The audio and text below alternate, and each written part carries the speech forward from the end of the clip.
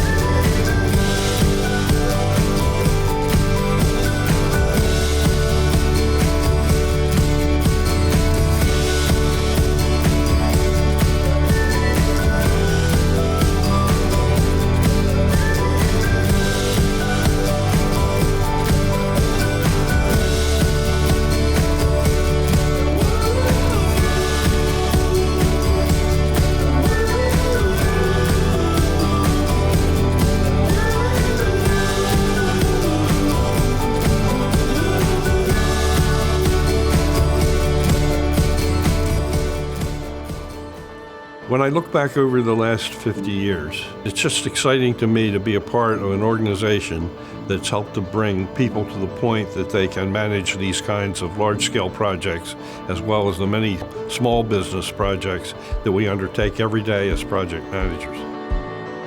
Back in the early 70s, members of the organization quickly realized that PMI was giving them an awful lot, and that it was important to begin to give some of what they had received back to others.